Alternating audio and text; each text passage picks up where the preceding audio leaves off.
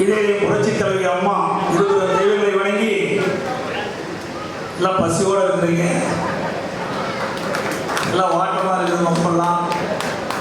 இருந்தாலும் நடைபெறுகின்ற உள்ளாட்சி தேர்தலில் வெற்றி பெற வேண்டும் என்ற ஒரு ஆர்வத்தோடு துடிப்போடு உங்களை பார்க்கின்றேன். திருநெல்வேலி மாவட்ட ஊரக உள்ளாட்சி தேர்தல் பணி குறித்து நடைபெற்றுக் கொண்டிருக்கின்ற ஆலோசனை கூட்ட நிகழ்ச்சியிலே வரவேற்புரையாற்றிய மரியாதைக்குரிய மாவட்ட செயலாளர் தசை கணேசராஜா அவர்களே, இந்த நிகழ்ச்சியில் பங்கு பெற்று காலத்துடைய நேரம் கருதி சுருக்கமாக பேசி விடைபெற்று சென்றிருக்கின்ற மரியாதைக்குரிய முன்னாள் அமைச்சர் கழக செயலாளர் சட்ட உறுப்பினர் தலவாய் சுந்தரம் அவர்களே, நீண்ட நேரம் பேசக்கூடிய ஆற்றல்மிக்க மூத்த கட்சியுடைய நிர்வாகி, கழக அமைப்பு செயலாளர், முன்னாள் சட்ட உறுப்பினர், மதிப்புக்கு மரியாதைக்கு உரிய அண்ணன் கருப்புசாமி பாண்டியன் அவர்களே, கழக அமைப்பு செயலாளர் மரியாதைக்குரிய சகோதரர் சுதா பரமேஸ்வரன் அவர்களே, முன்னாள் அமைச்சர் கழக அமைப்பு செயலாளர் சகோதரர் இசைக்கு சுப்பையா அவர்களே, முன்னாள் அமைச்சர் மாவட்ட செயலாளர் அமைச்சர் கடம்பு ராஜ் அவர்களே, முன்னாள் அமைச்சர் சட்டமன்ற உறுப்பினர் அம்மா திருநாமத்தின் பேரிலே செயலாளராக பணியாற்றிக் கொண்டிருந்த அமைச்சர் உதயகுமார் அவர்களே, மாவட்ட செயலாளர் சட்டம் முன்னாள் அமைச்சர் மரியாதைக்குரிய சகோதரர் ராஜேந்திர பாலாஜி அவர்களே, கழக அமைப்பு செயலாளர் வழக்கறிஞர் அறிவிச்சர் சீனிவாசன் அவர்களே, கழக தேர்தல் பிரிவு துணை செயலாளர் முன்னாள் எம்எல்ஏ சகோதரர் இன்பத்துறை அவர்களே, மற்றும் இந்த நிகழ்ச்சியில் பங்குபட்டு சிறப்பித்துக் கொண்டிருக்கின்ற வழிகாட்டு உறுப்பினரும் முன்னாள் எம்பியுமான அறிவிச்சர் வி கோபாலகிருஷ்ணன் அவர்களே, கழக அமைப்பு செயலாளர் ஆவின் சேர்மன் சகோதரர் திரு சின்னத்துறை அவர்களே, பணிபுரிகின்ற முன்னாள் எம்பி சட்டமன்ற உறுப்பினர் கழக அமைப்பு சகோதரர் PHP பாண்டியன் அவர்களே,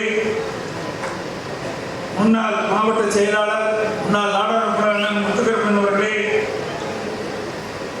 முன்னாள் எம்பி சகோதரர் எஸ் முருகேசன் அவர்களே, முன்னாள் எம்பி சகோதரர் திரு சவுந்தரராஜன் அவர்களே, மற்றும் நிகழ்ச்சியில் பங்குபட்டு சிறப்பித்துக் கொண்டிருக்கின்ற முன்னாள் சட்டப்பேரவை அறிவிச்சர் ஆதித்யன் அவர்களே, மரியாதைக்குரிய சகோதரர் கல்லூரி வேலாயுதம் அவர்களே, மரியாதைக்குரிய முன்னாள் மாவட்ட தலைவர் அரவிந்த் நாராயணபெருமாள் அவர்களே, முன்னாள் சட்டப்பேரவை அறிவிச்சர் விஜயபட்டி நாராயணன் அவர்களே, மரியாதைக்குரிய முன்னாள் துணை மேயர் சகோதரர் திரு பி ஜெகநாதன் கணேசன் அவர்களே, முன்னாள் எம்எல்ஏ சகோதரர் திரு எஸ் மைக்கேல் ராயப்பன் அவர்களே, மற்றும் மருத்துவ துணை செயலாளர் திரு சி ஆபாரூபா சுனந்தினி அவர்களே, மாவட்ட கழக அவைத்தலைவர் திரு பரணி கே சங்கரலிங்கம் அவர்களே, மற்றும் இந்த நிகழ்ச்சியில் பங்கு பெற்று இங்கே சிறப்பான உரையாற்றிய சட்டமன்றத்துடைய பாரதிய ஜனதா கட்சியுடைய தலைவர் மதிப்புக்கு மரியாதைக்கும் முன்னாள் அமைச்சர் சகோதரர் நாகேந்திரன் அவர்களே, மற்றும் நிகழ்ச்சியிலே பங்கு பெற்றிருக்கின்ற தமிழ் மாநில காங்கிரஸ் கட்சியைச் சேர்ந்த திரு துன்னிமணி முருகேசன் அவர்களே, பதிமூன்றுகின்ற முன்னாள் நாடாளுமன்ற முன்னாள் சட்டமன்ற உறுப்பினர் அவர்களே, மேடையில் வீட்டுகின்ற மாவட்ட கழகத்துடைய நிர்வாகிகளே, சார்பற்ற மாவட்ட பொறுப்பாளர்களே, வருகின்ற ஒன்றிய செயலாளர்களே, நகர செயலாளர்களே, பேரூராட்சி செயலாளர்களே, கிளைக்கழக செயலாளர்களே, கூட்டுறவு சங்கத்தின் தேர்ந்தெடுக்கப்பட்ட பிரதிநிதிகளே, மற்றும் நிகழ்ச்சியிலே பங்கு பெற்றிருக்கின்ற மாவட்ட ஊராட்சி குழு உறுப்பினருக்கு போட்டியிடுகின்ற வேட்பாளர்களே, ஊராட்சி ஒன்றிய குழு உறுப்பினருக்கு போட்டியிடுகின்ற வேட்பாளர்களே, ஊராட்சி மன்ற தலைவருக்கு போட்டியிடுகின்ற வேட்பாளர்களே, வருகின்ற கழகத்துடைய உடன்பிறப்புகளை, பத்திரிகையாளர், ஊடக நண்பர்களே, மேடை மேடையில் வீட்டிருக்கின்ற கழக முன்னோடி நிர்வாகிகளே, பெயர் விட்டு போயிருந்தாலும் பொது தள்ள வேண்டும் என்று கூறி அனைவருக்கும் என்னுடைய நன்றிகளந்த வணக்கத்தை முதலில் தெரிவித்துக் கொள்கின்றேன். தேர்தல் ஆலோசனை கொண்டிருக்கின்ற காரணத்தினாலே சுருக்கமாக பேசி விடுபடுகின்றேன். எனக்கு முன்னாலே அற்புதமாக அழகாக பேசினார். இந்த தேர்தல் ஏற்கனவே நடந்து முடிந்திருக்க வேண்டும். ஆனால் திராவிட முன்னேற்ற கழகம் வேண்டும் என்று திட்டமிட்டு மாவட்டம் பிரித்ததன் காரணமாக தேர்தல் அறிவிப்பை தள்ளி வைக்க வேண்டும் என்று வார்டு வரையறை சரியில்லை என்று நீதிமன்றத்திற்கு சென்ற காரணத்தினாலே தள்ளி வைக்கப்பட்டது. இப்பொழுது கூட உச்ச நீதிமன்ற தீர்ப்பின்படிதான் ஒரு தேர்தலை நடத்துகிறார். உச்ச நீதிமன்றம் ஏற்கனவே தீர்ப்பை வழங்கியது. ஊரக உள்ளாட்சி தேர்தல், நகர்ப்புற தேர்தலுக்கு நீங்கள் குறிப்பிட்ட காலத்திலே தேர்தல் நடத்தி முடிக்க வேண்டும் என்று உத்தரவு வழங்கியது, தீர்ப்பை வழங்கியது. இன்றைக்கு கூட இப்பொழுது ஆளுங்கட்சி ஊரக உள்ளாட்சி தேர்தல் தான் முதல் 9 மாவட்டங்களில் நடத்துகிறார்கள். நகர்ப்புற தேர்தலுக்கு அவர் வாயிலாக கேட்டு வாங்கியிருக்கிறார்கள். வேண்டுமென்று திட்டமிட்டு இந்த தேர்தலை தள்ளி வைப்பதற்கு காரணம் திராவிட முன்னேற்ற கழகம் தான். இருந்தாலும் எப்பொழுது தேர்தல் வந்தாலும் அனைத்து இந்திய அண்ணா திராவிட முன்னேற்ற கழகம் நம்முடைய கூட்டணியும் சந்திக்க தயார் என்ற நிலையிலே நாம் இருக்கிறோம். அஞ்சுகின்ற கட்சி அனைத்து இந்திய அண்ணா திராவிட முன்னேற்ற கழக கட்சி அல்ல என்பதை பல காலகட்டத்தில் நிரூபித்து காட்டுகிறோம். எனக்கு முன்னாலே அண்ணன் கருப்புசாமி பாண்டியன் அவர்கள் குறிப்பிட்டார்கள், நரேந்திர அவர்கள் குறிப்பிட்டார்கள், நலவாய் சுந்தரம் அவர்கள் குறிப்பிட்டார்கள். இன்னும் பல பேர் பேசுவதாக இருந்தது. காலத்துடைய நேரம் கருதி பேச முடியாமல் ஒரு சூழ்நிலை ஏற்பட்டுவிட்டது. இருந்தாலும் பொன்மனச்செல்வன் புரட்சித் தலைவர் எம்ஜிஆர் அவர்கள் இந்த இயக்கத்தை உருவாக்கின்ற பொழுது எவ்வளவு துன்பப்பட்டார் என்று ஒரு நன்றாக தெரியும். அத்தனையும் தொண்டருடைய ஆதரவோடு அதை தகர்த்திருந்து தமிழகத்துடைய முதலமைச்சராக அத்தனை ஆண்டுகள் சிறப்பான ஆட்சி தந்தார்கள். அதே போல பொன்மனச்செல்வன் புரட்சித் தலைவர் மறைவுக்கு பிறகு புரட்சித் தலைவர் அம்மா அவர்கள் இந்த இயக்கத்தை உருவாக்கின்ற பொழுது எவ்வளவு பிரச்சனை சந்தித்தார்கள் என்பது அத்தனை பேருக்கும் தெரியும். அதையெல்லாம் சந்தித்து வென்று 15 ஆண்டுகள் சிறப்பான ஆட்சி தந்த தலைமை புரட்சித் தலைவர் அம்மா அவர்கள். அம்மா மறைவுக்கு பிறகு கிட்டத்தட்ட 4 ஆண்டு 2 மாத காலம் நான் முதலமைச்சராக இருந்து பணியாற்றிருக்கின்றேன். அந்த வாய்ப்பு உங்கள் மூலமாக எனக்கு கிடைத்தது. இன்றைக்கு தமிழகத்திலேயே அனைத்து இந்திய அண்ணா திராவிட முன்னேற்ற கழகம் தான் அதிக நாட்கள் ஆட்சியை ஆண்ட கட்சி அதிமுக கட்சி.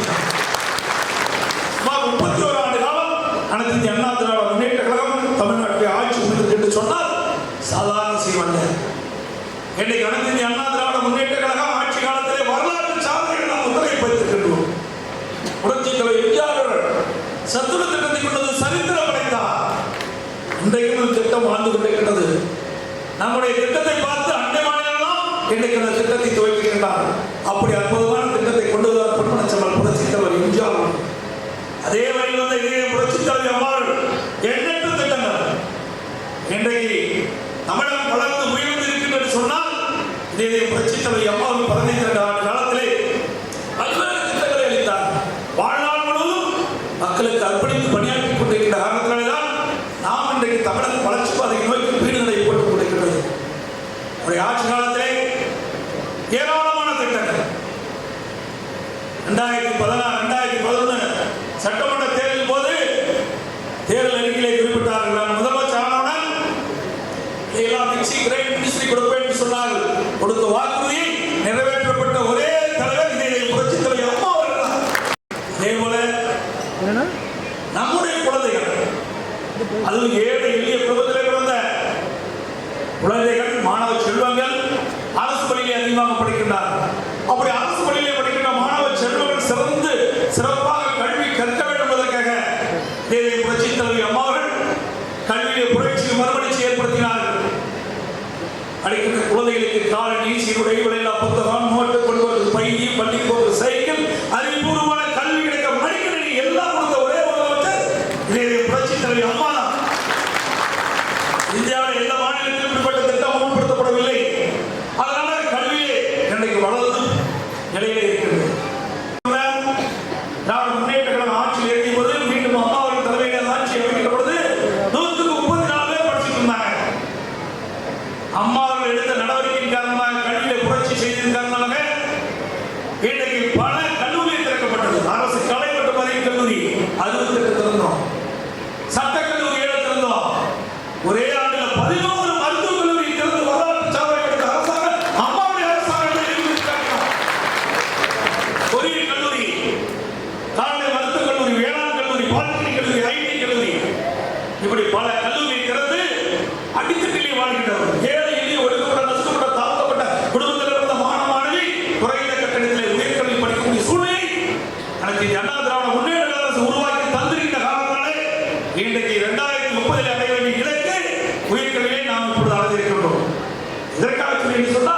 திரு ஸ்டாலின் பேசுகிறார். போற பக்கமெல்லாம் முதலமைச்சர் திராவிட முன்னேற்ற கழகத்துடைய தலைவர் பேசுகிறார். அதிமுக எந்த சாதனையும் படைக்கவில்லை, எந்த திட்டத்தையும் கொண்டு வரவில்லை என்று சொல்கிறார். நாங்கள் சொல்கின்ற அத்தனை திட்டத்தையும் நாங்கள் கொண்டு வந்திருக்கிறோம். இன்றைக்கு தமிழகம் முன்னோடி மாநிலமாக இருக்கிறது சொன்னால் அனைத்து அண்ணா திராவிட முன்னேற்ற கழக அரசு கொண்டு வந்த திட்டத்தினால் இன்றைக்கு தமிழகம் வீடு நடை போட்டுக் கொடுக்கிறது. தமிழகம் கல்வியை சிறந்து விளங்கிக் கொண்டிருக்கிறது. ஒரு நாடு வளர்ச்சி அடைய வேண்டும் என்று சொன்னால், பொருளாதார மேம்பாடு அடைய வேண்டும் என்று சொன்னால் கல்வி சிறக்க வேண்டும். அந்த கல்விக்கு மற்ற துறையை காட்டிலும் அதிகமான நிதி ஒதுக்கீடு செய்த அரசாங்கம் அம்மாவுடைய அரசாங்கம். இன்னைக்கு பெரும்பாலும் கிராமப்புற பகுதி, இன்னைக்கு கிராமம் செழித்து வளர வேண்டும். கிராமத்தில் இருக்கிற மக்களுக்கு தேவையான நீர் கிடைக்க வேண்டும். இன்னைக்கு விவசாயம் செழித்து வளர வேண்டும் என்று சொன்னால் நீர் வேண்டும். அந்த தண்ணீரை கொடுப்பதற்காக அம்மாவுடைய அரசு குடிமராமத்து திட்டத்தை கொண்டு வந்து அந்த திட்டத்தை நடைமுறைப்படுத்திய விளைவு இன்றைக்கு எங்கே பார்த்தாலும் ஏரி குளம் கொட்ட தூர்வாரி இன்றைக்கு பருவக்காலையில் பெய்த மழையை முழுவதும் சேமித்து இன்றைக்கு அற்புதமாக விளைச்சலை பார்க்கிறது. அந்த திட்டத்தை கொண்டு வந்த அரசாங்கம் அம்மாவுடைய அரசாங்கம். இன்றைக்கு கிராமத்திலிருந்து நகரம் வரை அரசு பள்ளியில் படிக்கின்ற மாணவ செல்வங்கள் ஏழை குடும்பத்திலே பிறந்தவர்கள். அப்படி ஏழை குடும்பத்திலே பிறந்த மாணவ செல்வங்கள் அரசு பள்ளியை அதிகமாக படித்துக் கொண்டிருக்கிறார்கள். கிட்டத்தட்ட 40% பேர் அரசு பள்ளியில் படிக்கின்ற மாணவ செல்வங்கள், சுமார் 3 லட்சம் பேர் அரசு பள்ளியில் படித்துக் கொண்டிருக்கின்றார்கள். அவர்களுக்கு 2 வருடத்துக்கு முன்பு நீட் தேர்வில் வெறும் 8 பேர் தான் தேர்ச்சி பெற்று மருத்துவரானார்கள். மருத்துவரிடம் 3200 இடத்துல அரசு பள்ளியில் படித்த மாணவர்களுக்கு 8 பேருக்கு தான் அந்த நீட் தேர்வு மூலமாக தேர்ச்சி பெற்று இடம் கிடைச்சது. 3192 பேர் தனியார் பள்ளியில் படித்த வசதி படைத்த குடும்பத்தில் பிறந்த மாணவ மாணவிகள் நீட் தேர்விலே அதிக மதிப்பெண்களை பெற்று அந்த மருத்துவ இடத்துக்கு சென்றார்கள். இதை எண்ணி பார்த்தோம். நான்லாம் கிராமத்தில் அரசு பள்ளியில் படித்த மாணவன். அதே அரசு பள்ளியில் படிக்கிற மாணவர்கள் என்ன சிரமம் இருக்கின்றது, அவருடைய குடும்ப சூழ்நிலை என்ன என்பதை உணர்ந்து அந்த மாணவனுடைய கனவு மருத்துவராக வேண்டும். அதை நனவாக்குவதற்காக அம்மாவுடைய அரசு 7.5% உள்ஒதுக்கீடை கொண்டு வந்து நடைமுறைப்படுத்தினோம். கடந்த ஆண்டு இந்த 7.5% உள்ஒதுக்கீட்டு மூலமாக 435 பேர் மருத்துவராக பல் மருத்துவராக. அம்மாவுடைய அரசு ஏழை எளிய ஒடுக்கப்பட்ட நசுக்கப்பட்ட தாழ்த்தப்பட்ட மக்களுடைய முன்னேற்றத்துக்காக பாடுபட்ட அரசு என்பதை புரட்சித் தலைவர் எம்ஜிஆர் அவர்கள் அதை நனவாக்கி காட்டினார். அதே வழியில் வந்த இதே புரட்சித் தலைவர் அம்மா அவர்கள் அதை செய்து காட்டினார். அதே வழியில் வந்த இருவரும் தலைவருடைய வழியில் நின்ற அம்மாவுடைய அரசு இதை செய்து காட்டி இன்றைக்கு வெற்றி கண்டிருக்கிறது. நம்மை பார்த்து இன்றைய முதலமைச்சர் திராவிட முன்னேற்ற கழகத்துடைய தலைவர் திரு ஸ்டாலின் அவர்கள் இன்றைக்கு 7.5% உள்ஒதுக்கீடு இன்றைக்கு பொறியியல் கல்லூரி, வேளாண்மை கல்லூரி, சட்டக் கல்லூரி, மீன்வள கல்லூரியில் வழங்கப்படும் என்று நாம் கொண்டு வந்த திட்டம் சிறப்பான திட்டம் என்று எதிர்க்கட்சி இருந்து கூட இன்றைக்கு முதலமைச்சர் இருக்கின்ற திரு ஸ்டாலின் அவர்களே ஒத்துக்கொண்டு இன்றைக்கு நிறைவேற்றி சொன்னால் எந்த அளவுக்கு அனைத்து அண்ணா திராவிட முன்னேற்ற கழகம் சிறப்பான ஆட்சி என்பதை நம்ம இனி பார்க்கிறோம். இந்த மாநிலத்தில் கொண்டு வந்தாங்க, தமிழ்நாட்டில் தான் கொண்டு வந்தாங்க. ஏழை எளிய குடும்பத்திலே பிறந்த பெண்கள் உரிய நேரத்திலே திருமணம் செய்ய வேண்டும். பொருளாதார தடையின் காரணமாக திருமணம் தடைபடுகிறது. அதை உணர்ந்து இதை புரட்சித் தலைவர் அம்மா அவர்கள் நாளைக்கு 4 கிராம் என்பதை 8 கிராம் உயர்த்தினார்கள். அதையும் அம்மாவுடைய அரசு விளக்கிச்சு. திருமண உதவிக்கு 27,50,000 அதையும் அம்மாவுடைய அரசு கொடுக்கப்பட்டது. அது மட்டுமல்ல, ஏழைக்கு கற்பிணி தாய்மார்களுக்கு 6,000 12,000 ஆக்குனாங்க. 12,000 18,000 ஆக்கப்படும் என்று அம்மா அறிவிச்சாங்க. அம்மா மறைஞ்சிட்டாங்க. அம்மா மறைந்தாலும் அம்மாவுடைய தேர்வு வாக்குறுதி நிறைவேற்ற உதவாக அம்மாவுடைய அரசு 12,000 18,000 கொடுத்தோம். எவ்வளவு அம்மா இருசக்கர வாகனம் உழைக்கும் மகளிருக்கு கொண்டு வரப்படும் என்று அம்மா அறிவிச்சாங்க. அம்மா மறைந்து விட்டார்கள். அம்மாவுடைய வாக்குறுதியை நிறைவேற்ற உதவாக அம்மாவுடைய அரசு அம்மா இருசக்கர வாகனம் 3 லட்சம் பேருக்கு கொடுக்கப்படும் என்று அறிவிப்பை கொடுத்து ஒவ்வொரு அம்மா இருசக்கர வாகனத்துக்கு 25,000 மானியம் கொடுத்தோம். அந்த திட்டத்தை பாரத பிரதமர் மரியாதைக்குரிய நரேந்திர மோடி அவர்களே சென்னைக்கு வந்து திறந்து வைத்தார். அற்புதமான திட்டம். அந்த திட்டத்தை திமுக கைவிட்டார். தாலிக்கு தங்கம் கொடுப்ப திட்டத்தில் பல்வேறு விதிமுறைகளை கொண்டு வந்து அந்த ஏழை குடும்பத்தில் பிறந்த அந்த பெண்களுக்கு கிடைக்கக்கூட அரிதாக இருக்கின்றது. அந்த சூழலையும் திராவிட முன்னேற்ற கழக அரசு இன்றைக்கு அதை தடுத்து நிறுத்திக் கொண்டிருப்பதை நாம் உணர வேண்டும். அது மட்டுமல்ல,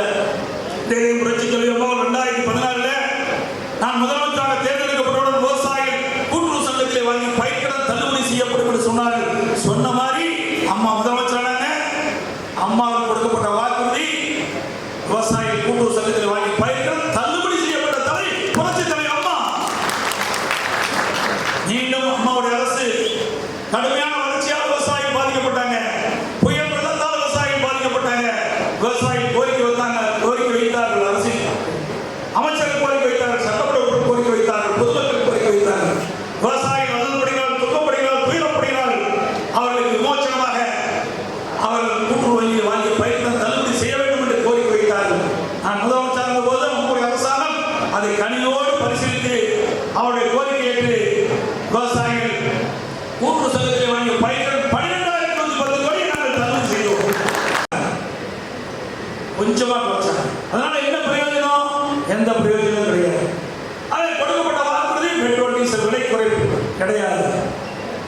ஏன்னா மத்திய அரசு குற்றம் சாட்டுறாங்க. நீங்க மத்திய அரசு குற்றம் சாட்டுறீங்களே, அப்பொழுது உங்களுக்கு தெரியுமில்ல தமிழ்நாட்டுக்கு என்ன வரி போடுறீங்க, மத்திய அரசு என்ன வரி போடுது, தமிழ்நாட்டுக்கு என்ன அந்த வருவாய் வருகிறது, மத்திய அரசுக்கு என்ன வருவாய் வருது நன்றாக தெரியும்.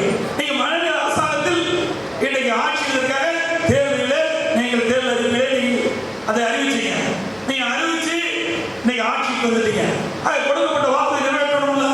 மத்திய அரசு சாக்காட்டிட்டு இவர்கள் இந்த பெட்ரோல் டீசல் விலை குறைப்பை இன்னைக்கு கொஞ்சமா குறைச்சிருக்கிறாங்க. ஏதோ சம்பிரதாயத்தை குறைச்சிருக்காங்க, அவ்வளவுதான். மற்றொன்று, குடும்ப தலைவிக்கு 1000 ரூபாய் ஊக்கத்தொகை கொடுக்கணும்னு சொன்னாங்க. அதுவும் இல்லை. எப்பொழுதுமே திராவிட முன்னேற்ற கழகம் கொடுக்கப்பட்ட வாக்குறுதி நிறைவேற்றப்பட்ட சரித்திரமே கிடையாது. கவர்ச்சிகரமா பேசுவாங்க. அப்படி கொஞ்ச நேரம் பேசுனா எல்லாமே மயங்கிடுவாங்க. அப்படி மயங்கி தானே 8 பேர் திமுக அமைச்சராக இருக்காங்க. நம்ம கட்சியில் இருக்கிறீங்க தானே போய் அங்கே போய் அமைச்சராக இருக்காங்க 8 பேர். அண்ணன் சொன்னாரு, மரியாதைக்கு அண்ணன் கருப்பசாமி பாண்டியன் அவர்கள் சொன்னாரு, இங்க அண்ணா திமுக வந்து போனவங்க அங்கே அமைச்சராக இருக்கிறாங்க. ஏன்னா அங்கே அமைச்சராக தகுதி கூட திமுக இருக்குது. அவங்க இருந்து ஆள் பிடிச்சி தான் அங்கே அமைச்சராக இருக்காங்க. நம்ம இருந்து போனவர் தான் 15 பேர் எம்எல்ஏவாக இருக்கிறாங்க.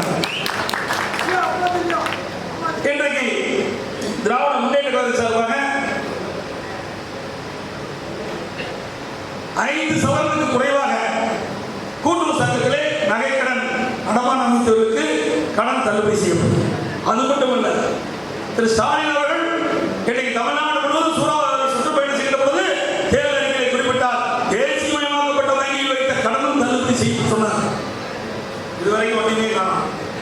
சுமார் 43 லட்சம் பேர் இன்றைக்கு நகைக்கடன் அடமானம் வச்சு கடன் பெற்றதாக நமக்கு கிடைத்த தகவல்.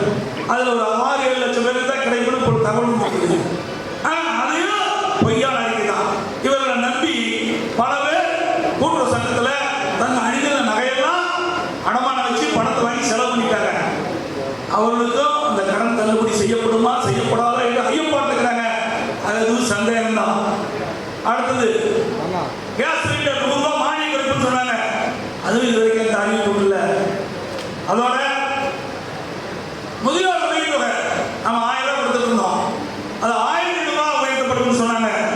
அதுக்கு எந்த அறிவிப்பு காணோம். முதியோரை ஏமாற்றி வாக்குகளை பெற்ற ஒரே தலைவர் திரு ஸ்டாலின் அவர்கள் தான். பாவம் வயசானவங்க, அவர்கள் கூட ஏமாற்றிட்டாங்க. 35 லட்சம் பேர் இருக்கிறாங்க முதியோர். அந்த முதியோர்கள் நம்பினாங்க 1000 ரூபாய் கிடைக்கும் திமுக ஆட்சிக்கு வந்தா அப்படின்னு நினைச்சு வாக்குகளை போட்டாங்க. வாக்குகள் வாங்க திமுக வெற்றி பெற்றாங்க, ஆட்சி அமைச்சாங்க. ஓட்டு போட்ட முதியோர்கள் மறந்துட்டாங்க. அதுபோல மாணவர்கள், இளைஞர்கள் அவருடைய கல்விகள் ரத்து செய்யப்படும். தேசியமயமாக்கப்பட்ட வங்கியில் கடன் ரத்து செய்யப்படும். மாநிலத்தில் கூட்டுறவு சங்கத்தில் வாங்கிய கல்வி கடன் ரத்து செய்யப்படும் என்று அழகான வார்த்தை கவர்ச்சிகரமாக தமிழ்நாடு முழுவதும் தேர்தல் சுற்றுப்பயணம் செய்த பொழுது ஸ்டாலின் குறிப்பிட்டார், தேர்தல் அறிக்கையில் குறிப்பிட்டார். அந்த அறிவிப்பும் இல்லை. மாணவர்களையும் வெற்றிலையும் ஏமாற்றப்பட்ட தலைவர் ஸ்டாலின் அவர்கள். அவர்களையும் ஏமாத்திட்டீங்க. கொடுக்கப்பட்ட வாக்குறுதி எதுவுமே கிடையாது. மகளிர் சுயக்குழு தேர்தல் நேரத்தில் ஸ்டாலின் அவர்கள் பிரச்சாரத்தின் போது குறிப்பிட்டார், நாங்கள் ஆட்சிக்கு வந்தா நம்முடைய சுயக்குழு உறுப்பினர்கள் தேசியமயமாக்கப்பட்ட வங்கியில் வாங்கிய கடனை நாங்களே செலுத்துறோம். மாநில கூட்டுறவு வங்கியில் வாங்கிய கடன் தள்ளுபடி செய்யப்படும். ஆனா ஒன்ன மட்டும் சொல்லியிருக்காங்க, மாநில கூட்டுறவு வங்கியில் வாங்கிய கடன் தள்ளுபடி செய்யப்படும் மகளிர் சுயக்குழு சொன்னாங்க. அதுவும் இன்ன வரைக்கும் நிறைவேற்றல. இதெல்லாம் முக்கியமான அறிவிப்பு. எதுவுமே செய்யாத ஒரு கட்சி திமுக கட்சி, திமுக அரசாங்கம். சிறந்த அமைப்பு. இன்னைக்கு தமிழகத்தில் எவ்வளவு துறை இருக்குது. ஆனா எல்லா துறை காட்டிலும் இந்த உள்ளாட்சி துறை தான் சிறந்த துறையா இருக்குது. ஏன்னா இந்த உள்ளாட்சி துறையின் மூலமாகத்தான் இன்னைக்கு மக்களுடைய அன்றாட தேவைகளை பூர்த்தி செய்யக்கூடிய ஒரே துறை உள்ளாட்சி துறை. அந்த உள்ளாட்சி துறையின் மூலமாக அந்த மக்களுக்கு குடிநீர் வழங்குதல்,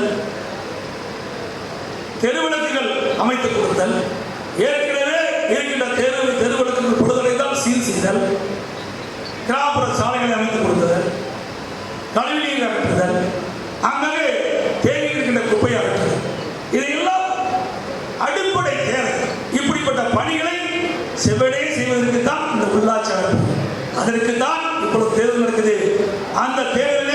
நம்முடைய மாவட்ட ஊராட்சி குழு உறுப்பினராக போட்டியிடுகின்ற வேட்பாளர்களும், ஊராட்சி ஒன்றிய கவுன்சிலுக்கு போட்டியிட்ட வேட்பாளர்களும், ஊராட்சி மன்ற தலைவராக போட்டியிட்ட வேட்பாளர்களும் அத்தனை பேரும் பல்லாயிரக்கணக்கான வாக்கு வித்தியாசத்தில் வெற்றி பெற்று நீங்கள் மக்கள் சேவை செய்ய வேண்டும் என்று வாழ்த்துகின்றேன்.